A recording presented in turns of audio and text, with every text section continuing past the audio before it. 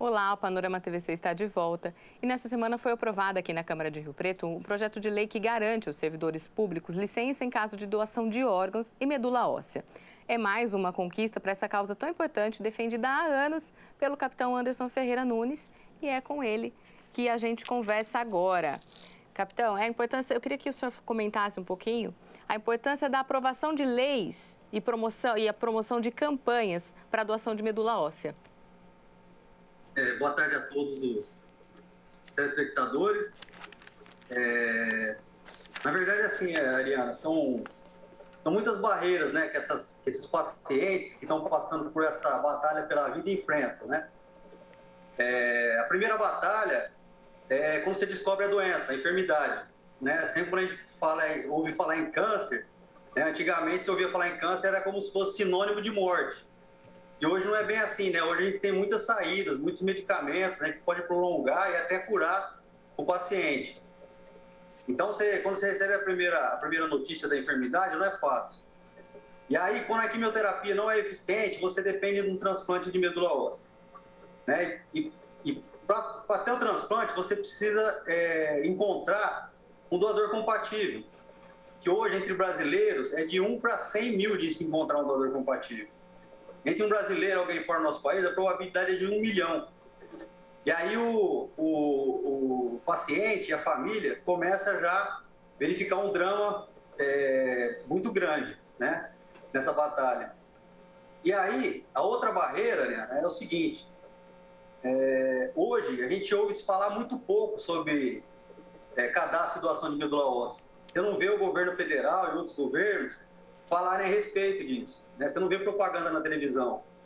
E hoje, na verdade, essa matéria na área de saúde é uma especialidade. Então, é comum de profissionais de saúde não terem conhecimento a respeito disso, entendeu? Então, o paciente encontra a descoberta da doença, depois ele vê a dificuldade de se achar um doador compatível, ele vê que não tem uma divulgação, um esclarecimento a respeito dos mitos e mentiras sobre cadastro e doação de medula óssea. E além disso, ainda existe a outra possibilidade. Quando você encontra, Liana, um doador compatível hoje, essa pessoa, às vezes, não atualizou seus dados no sistema e ela não é encontrada. E aí a gente acaba, no meio disso, ainda encontrando outros entraves, né? Que foi o caso desse projeto de lei apresentado pelo Coronel Jean. E eu gostaria muito de agradecer o Coronel por estar apresentando esse projeto, né? O vereador Pedro Roberto, aí presidente da Câmara, eu gostaria de cumprimentar todos os vereadores que participaram da sessão, né? Pelo carinho que eles tiveram com o tema. E assim, em resumo, esse é o Brasil que a gente espera, né? De políticos realmente enganjados em causas sociais e necessárias. Então, Ariana, como eu estava te dizendo, é o seguinte, a gente falou sobre várias barreiras, né? E aí a gente acaba, com o tempo, você ainda acaba achando outras barreiras que você não sabia que existia. Uma delas foi que nós tivemos um funcionário público que ele foi doar medula e quando ele retornou, esse afastamento dele não havia um embasamento legal, não havia um embasamento legal para ser reconhecido esse afastamento, né? Então foi considerado como falta. E aí a gente viu sim que a gente precisava, não só em âmbito municipal, mas em âmbito federal, alterar isso, né? Porque a gente não pode admitir que na verdade um anjo, um herói seja punido, né? E dentro do projeto, o que a gente embasou foi justamente isso. Porque veja só, Ariana, você vai doar medula para uma pessoa que você, na verdade, só para esclarecer, né? Esse projeto refere-se a doador não parental, tá? Não parental. Então, o que acontece? Você vai doar medula para uma pessoa que você não conhece. Você só vai conhecer essa pessoa daqui, se tudo der certo, depois de 18 meses. Você não recebe nada por isso, né? Então, a gente entendeu, e graças a Deus os legisladores também entenderam, que, na verdade, essa doação de medula, na verdade, pode ser considerada como serviço público, né? Similar ao que já na legislação já é previsto, né? Então, você tem previsto lá férias, você tem previsto licenças, e inclusive existe até a previsão legal lá para quem, por exemplo, participa de jogos desportivos pela prefeitura, entendeu? Então nada mais justo que a gente colocar esse tema de discussão e romper essa barreira, né? Romper essa barreira. Então, a gente fica feliz pela aprovação, né? E agora a gente vai brigar em âmbito federal para ver se isso também a gente consegue alterar em âmbito federal. O senhor trabalha nessa causa desde 2012, quando enfrentou uma luta pessoal contra a leucemia. Desde então, essa questão do cadastro dos doadores virou sua causa, né? A gente já relaciona. São 10 anos, quase 10 anos desde então. Quais são as principais conquistas, capitão? E o que mudou de lá para cá? Assim, né? Na verdade, 2012 foi meu diagnóstico, né? Foi aí que eu comecei a conhecer esse mundo, né? E durante o período de tratamento, Ariane, eu não esqueço até hoje, né? Na minha segunda quimioterapia, eu dividi poltrona com uma menininha do lado, fazendo quimioterapia, carequinha, devia ter 9 anos na época, a idade do meu filho, né? Então, durante esse período de tratamento, eu acompanhei muito sofrimento de muitos pacientes, de familiares, e eu não podia ver tudo isso, receber uma bênção de Deus com a cura e ficar parado sem fazer nada, né? Então, assim, a gente acredita que na época, assim, o ganho, né, que a gente teve a partir daí. Primeiro que a gente começou a esclarecer a população, e a população começou a perder o mito, entender como que, na verdade, uma doação de medula óssea, né? Porque a maioria das pessoas, sempre quando você fala em cadastro de doação de medula, a primeira coisa que vem na cabeça das pessoas é que vão te enfiar uma agulha na medula espinhal, né? Isso não é verdade, né? Isso aí, na verdade, as pessoas confundem a medula espinhal, que é do sistema nervoso, e não tem nada a ver com medula óssea. O que é medula óssea? É um líquido gelatinoso presente no interior dos ossos, principalmente na região da bacia, responsável por fabricar todos os componentes do nosso sangue. E as pessoas desconhecem, inclusive, que hoje você pode doar medula pela veia do braço, como se fosse uma doação de plaquetas. Então, assim, a gente tinha, com esses mitos, um dado estatístico, a gente tinha na época, quando a gente começou a campanha, o Hemocentro fazia 2.400 cadastros por ano, né? Então, nos últimos anos, a gente fazia 12 mil, eram processados 12 mil por ano, mas a gente fazia em média 16, 17 mil cadastros. Então, você vê assim, que o brasileiro é um povo abençoado que gosta de ajudar. Na verdade, ele só precisa de esclarecimento, só isso. E além disso, a gente está numa batalha aí, desde 2015, que foi uma outra barreira que eu acabei encontrando, né? Justamente essa barreira da atualização de dados. Então, a pessoa vai, faz o cadastro, né? E a única forma que o Redome, lá que é a central de banco de dados, lá no Rio de Janeiro, tem para localizar essa pessoa, é aquele cadastro que foi feito quando o doador fez o seu cadastro. Então, a maioria, 5, 6, 7, 8 anos atrás. E aí eu te pergunto, será que essa pessoa, 5, 6, 7 anos atrás, quantas vezes que ele deve ter mudado de telefone e endereço? Então, o que aconteceu? A gente acompanhava uma adolescente de Mirassol, chamado Christian Damasceno, e eu fui surpreendido com uma matéria que mencionava que a Christian tinha 5 doadores compatíveis. E esses 5 não estavam sendo localizados, porque eles tinham mudado de telefone e endereço e não haviam atualizado seu cadastro. E a partir de então, eu liguei no Hemocentro desesperado. Falei, não, me passa o nome dessas pessoas, que a polícia não vai atrás de ninguém, mas a gente tem banco de dados de ocorrência, CNH. Então, para a gente localizar é muito mais simples. Então, o que eles me disseram? Falou assim, capitão, não funciona bem assim. Na verdade, essa informação é informação sigilosa. Quando o Redome encontra lá um doador, um paciente compatível, eles verificam onde foi colhido aquela amostra daquele cadastrado. Em Rio Preto, então, envia esse nome para lá para ser localizado. Eles me disseram o seguinte, e da Christian, a gente não sabe para qual Hemocentro foi, e nem o Hemocentro que recebe sabe para quem que essa pessoa vai doar. Só o Redome que tem essa informação e a sigilosa eles não vão passar. E aí eu entendi como funcionava o sistema. E aí eu falei assim, então nós vamos fazer o seguinte, ó. Então, todos os nomes que vierem para ser localizados aqui para Rio Preto, você nunca mais vai me devolver para o Redome, constando como não localizados. Você vai me passar esses nomes, eu vou conseguir o telefone, vou devolver para vocês e vocês vão entrar em contato com esse cadastrado compatível, simplesmente para fazer só uma pergunta. Você quer achar uma pessoa compatível com você? Você quer continuar no processo de doação?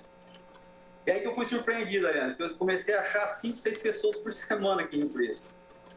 E aí não significa que essas pessoas vão doar, tá? O cadastro feito antes de junho do ano passado, o primeiro cadastro é colhido 4 ml de sangue da veia do braço, e essa amostrinha de sangue vai para o laboratório do Hemocentro, e lá eles vão fazer um mapeamento genético, extrair todo o DNA. Só que antes de junho do ano passado, a primeira amostra, eles faziam um DNA parcial. E aí, quando esse DNA parcial era compatível, aí sim eles chamavam o cadastrado de novo, colhiam uma nova amostra de 4 ml de sangue, e aí eles faziam um mapeamento genético minucioso, para ver grau de compatibilidade, se era possível para transplante ou não. Então, assim, essas pessoas que eu estava localizando, a gente chamava de primeira fase. Não significa que eles vão doar. Mas, se você não achar o de primeira fase, você não vai encontrar o de segunda, que é o preparado para transplante nunca. E aí eu imaginei assim, peraí, se eu estou achando 5, 6 pessoas por semana aqui em Rio Preto, imagina no Brasil inteiro. Quantas pessoas não estão perdendo seus anjos por causa do número do telefone? Então, assim, a gente não pode admitir, Ariane, que em pleno século XXI, era da informação, que a gente perca vidas, né, tendo 5 oportunidades de salvá-las, né? A Krishna, por exemplo, ela tinha 5 doadores compatíveis e ela acabou falecendo porque não foram localizados. Então, eu fiz um projeto de lei, o saudoso Major Olímpio, quando deputado, ele apresentou esse projeto em 2015, esse projeto passou pela Câmara, hoje está no Senado, chegou no Senado em 2019, a gente já está em 2022, né?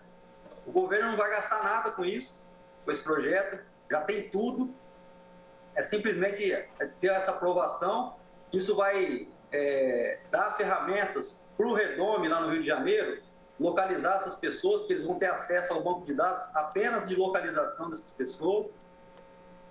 E esse projeto está parado. Então, a gente está tentando ver se a gente consegue que esse projeto seja colocado em pauta para votação, né? Porque, assim, segundo matéria feita pelo Jornal Nacional, 40% dos cadastrados hoje no Brasil estão com os dados desatualizados. Nós somos 5,5 milhões de cadastrados. Então, a gente vai ter mais ou menos, se aprovar essa lei, a gente vai recuperar para o banco de dados que estão perdidos hoje, aproximadamente uns 2,2 milhões cadastrados. Então, isso eu acho que vai ajudar muita gente que está nessa batalha diária.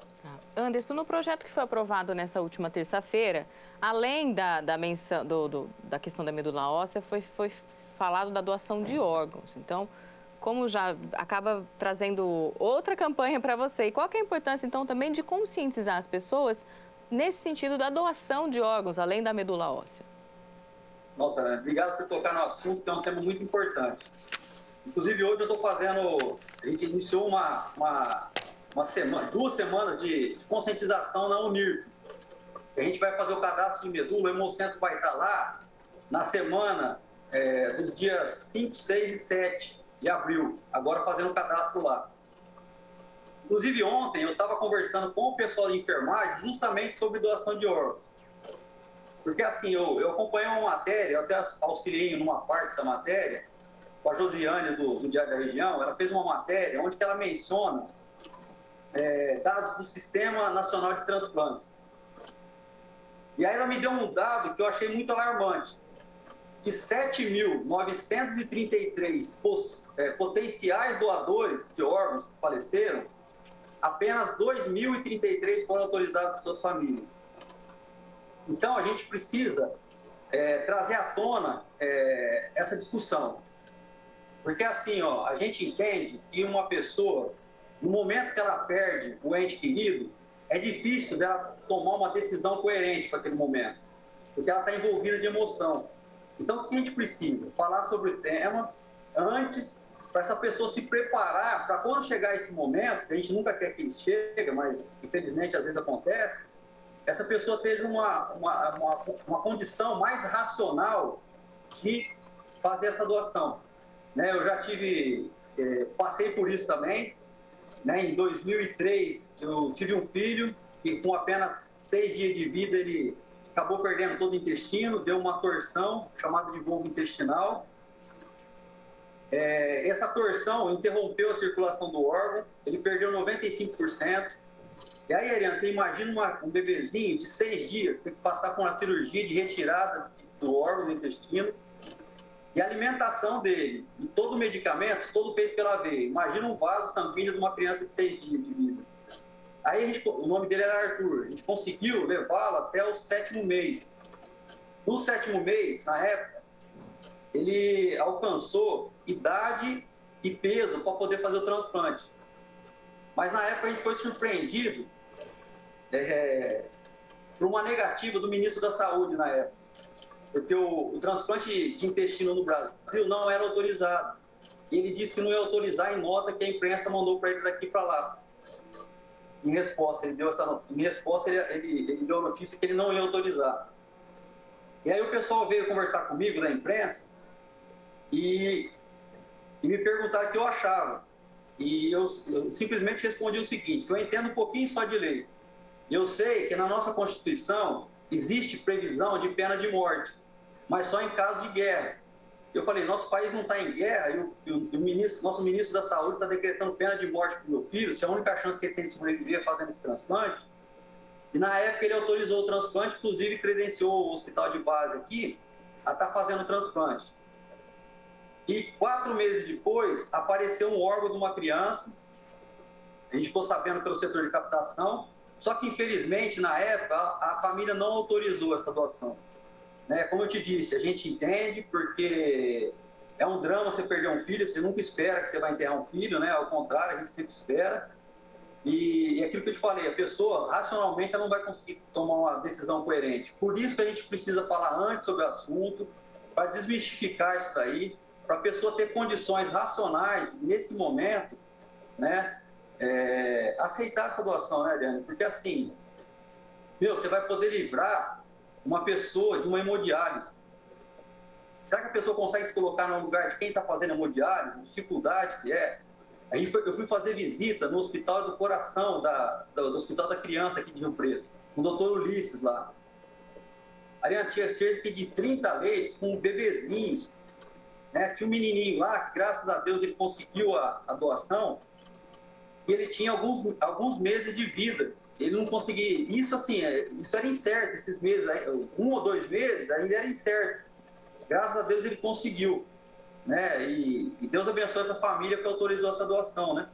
Porque, assim, de forma sã, sem estar passando por nada, né? A gente não consegue analisar e entender que uma pessoa prefere enterrar um órgão, né? Do que livrar uma pessoa de uma prisão de saúde, vamos dizer assim, uma prisão de saúde, porque a pessoa não tem quase vida, né?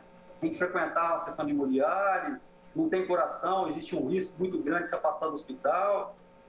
Então, assim, além desse tema da doação de medulas, a gente vai conseguir um tempinho, sim, para a gente estar podendo encaixar essa nova temática, né, de doação de órgãos, para ver se a gente consegue mudar essa realidade, né? Papel de formiguinha, mas a gente vai fazer a nossa parte. Inclusive, eu havia falado com o pessoal ontem da enfermagem, da Unirp ontem, pela manhã, e quando foi de noite, após uma palestra numa sala de aula, um aluno me procurou depois da palestra. Ele falou assim, você faz essa parte de doação de medula, divulgação, será que você não podia fazer de doação de órgãos? Eu falei, nossa, que coisa. Eu falei, eu acabei de falar com o pessoal de enfermagem que a gente está querendo reavivar esse tema, né? Ele falou assim, porque eu tenho uma priminha de 5 anos, ela teve um câncer no rim e ela está dependendo de um transplante. E já apareceu um órgão para ela, só que a gente ficou sabendo que a família não doou. Então, assim, é triste, né? Então a gente tem que tentar mudar essa realidade, né? E aí a gente vai sentar com outras pessoas, com o pessoal da captação de órgãos, e a gente vai ter que tomar um direcionamento para ver que rumo que a gente vai seguir. Né? Eu até comentei com o pessoal que, assim, às vezes hoje vídeos curtos conseguem emocionar e conseguem mudar, né? E eu assisti um vídeo que mexeu muito comigo. Não sei se você acabou vendo esse vídeo, né? Rodou muito aí nas redes sociais, de um pai que ele autorizou a doação dos órgãos da filha, né? Porque, inclusive, em vida, ela falou para ele que se acontecesse alguma coisa com ela, que ela gostaria, sim, de ajudar outras pessoas, e levar esse pai, sem ele saber, numa corrida. E no momento da corrida, ele ainda não estava entendendo o que estava acontecendo, parou um corredor próximo a ele, pegaram o estetoscópio para ele ouvir o coração desse corredor, e aí eles revelaram para ele que, na verdade, ele estava escutando o coração da filha lá. E aí, desculpa a emoção, E aí todo mundo que estava do lado acabou se emocionando, né? Então, assim, é isso que a gente espera, né? A gente passou por uma pandemia difícil e a gente gostaria muito que as pessoas, por terem vivido esse momento de ficar preso dentro de casa, de usar máscara, que elas se coloquem um pouquinho no lugar dessas pessoas que estão nesse sofrimento. Né? Então, assim, é isso que a gente quer. Na medula óssea, você vai doar uma parte em vida, né, que não vai fazer falta, que daqui de 10 a 14 dias o teu organismo já recuperou o que foi doado. Né? E no caso de um falecimento, quer dizer, eu acho que é preferível você livrar uma pessoa do que você enterrar aquele órgão, né? Tá joia, então. Muito obrigada, capitão, pela sua entrevista. Muito obrigada por essa doação de tempo e de energia numa campanha tão importante que é essa de doação de medula óssea e também de doação de órgão. Reforçando, então, tudo que o capitão falou com a gente aqui, quem quiser fazer o cadastro de doação de medula óssea ou só atualizar o seu cadastro que já está feito lá no Hemocentro. O Hemocentro de São José do Rio Preto fica na Avenida Jamil Feres Kifuri, número 80. O telefone é 17-3201-5055. Eu agradeço, então, o capitão. E nós seguimos aqui. E, por favor, atualize o seu cadastro, porque isso pode salvar a vida de alguém.